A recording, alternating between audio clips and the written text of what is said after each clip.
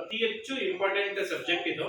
ಇದ್ರಲ್ಲಿ ಬಹಳ ಅವಕಾಶಗಳಿದೆ. ಯಾರೇ ಇದ್ರಲ್ಲಿ ಸಂಬಂಧಪಟ್ಟಂಗೆ ಬಿಸ್ನೆಸ್ ಮಾಡ್ತೀನಿ ಅದು ಸರಿಯಾದ ರೀತಿ ಎಲ್ಲರೂ ಬಿಸ್ನೆಸ್ ಮಾಡ್ಬೋದು. ಎಲ್ಲರೂ ಉಪ್ಪಿನಕಾಯಿ ಮಾಡ್ತೀವಿ, ಮನೆ ಮಟ್ಟಿಗೆ ನಾವು ಮಾಡೇ ಮಾಡ್ತೀವಿ, ಎಲ್ಲರಿಗೂ ಗೊತ್ತಿರೋ ವಿಷಯ. ಬಟ್ ಅದನ್ನ ಬಿಸ್ನೆಸ್ ಆಗಿ ಯಾವ ರೀತಿ ನೀವು ಅದನ್ನ ತಗೊಂಡು ಹೋಗ್ಬೋದು ಅನ್ನೋದು ಸಂಬಂಧಪಟ್ಟಂಗೆ ಹೇಳೋದು.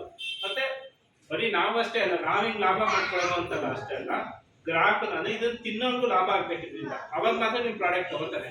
ಬರೀ ಒಂದು ಟೇಸ್ಟ್ ರುಚಿ ನೋಡ್ಬಿಟ್ಟು ತಗೊಳ್ಳೋದು ಅಷ್ಟೇ ಅಲ್ಲ, ಅವ್ನ ಹೆಲ್ತ್ಗೂ ಒಳ್ಳೇದಾಗ್ಬೇಕು. ಹೌದಲ್ವಾ? ಅಷ್ಟೇ. ಮತ್ತೆ ನೀವ್ ಯಾರ ಹತ್ರ ಪದಾರ್ಥಗಳನ್ನ ಕೊಂಡ್ಕೋತೀರಾ? ರೈತರ ಹತ್ರ. ಹೌದಲ್ವಾ?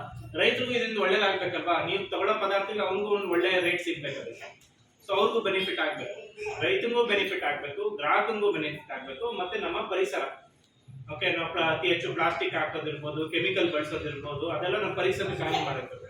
ಅದಕ್ಕೂ ಕೂಡ ಯಾವುದೇ ರೀತಿಯ ಪ್ರಾಬ್ಲಮ್ ಆಗ್ತದೆ. ಅದರ ಜವಾಬ್ದಾರಿ ಯಾರಿಗಿರುತ್ತೆ? ನಮ್ಮಂತ ಬಿಸ್ನೆಸ್ ಓನರ್ಸ್ಗಳಿರುತ್ತೆ. ನಾವು ಬಿಸ್ನೆಸ್ ಮಾಡೋ ಉದ್ಯಮಿಗಳು ಮಾಡೋದು ಏನಿರುತ್ತೆ, ಇದು ಎಲ್ಲಾ ಜವಾಬ್ದಾರಿಗಳು ನಮ್ಮ ಮೇಲೆ ಇರುತ್ತೆ. ಮತ್ತೆ ಯಾವ ರೀತಿ ನಮ್ಮ ಪ್ರಾಡಕ್ಟ್ ನ ಜನಕ್ಕೆ ತಲುಪಿಸೋದು ಮಾಡೋದಷ್ಟೇ ಇಂಪಾರ್ಟೆಂಟ್. ಅವತ್ತಾದ್ರೆ ಕಡಿಮೆ ಐತಿ ಕಾಂಪಿಟೇಷನ್, ತುಂಬಾ ಕಾಂಪಿಟೇಷನ್ ಇರೋದಲ್ಲ. ಹೆಂಗ್ ಮಾಡ್ತೀವಿ ಅನ್ನೋದು ಅಷ್ಟೇ ಇಂಪಾರ್ಟೆಂಟ್, ಮಾಡೋದು ಹೆಂಗ್ ತಲುಪಿಸ್ತೀವಿ ಅನ್ನೋದು ಕೂಡ ಅಷ್ಟೇ ಇಂಪಾರ್ಟೆಂಟ್. ಸೊ ಬಿಸ್ನೆಸ್ ಮಾಡೋದು ಯಾವತ್ತೂ ಒಂದು ಗೋಲ್ಗೆ ಸ್ಟಿಕ್ ಆನ್ ಆಗಿರ್ಬೇಕು. ಒಂದ್ ದಿವಸ ನಡೆಯುತ್ತೆ, 2 ದಿವಸ ನೋಡುತ್ತೆ, ಕೊನೆಗೆ ನೀವು ಪ್ರಾಡಕ್ಟ್ ಯಾಕೆ ತಗೋತಾರೆ ಜನ? ಚೆನ್ನಾಗಿರತ್ತಾನೆ ತಗೊಳ್ಳೋದು, ಅದರಿಂದ ಅವ್ರಿಗೆ ಏನೋ ಬೆನಿಫಿಟ್ ಆಗ್ತಾ ಇದೆ ಅಂತಂದ್ರೆ ಮತ್ತೆ ಮತ್ತೆ ತಗೊಳ್ಳೋದು. ಮೊದಲನೇ ಸತಿ ನೀವು ಪ್ಯಾಕೇಜಿಂಗ್ ನೋಡ್ಬಿಟ್ಟು ತಗೋತಾರೆ, 2ನೇ ಸತಿ ಪ್ರಾಡಕ್ಟ್ ಚೆನ್ನಾಗಿಲ್ಲ ಅಂದ್ರೆ ಹೆಂಗ್ ನಿಮ್ ಪ್ರಾಡಕ್ಟ್ ನೀವು ತಗೊಳ್ಳಲ್ಲ.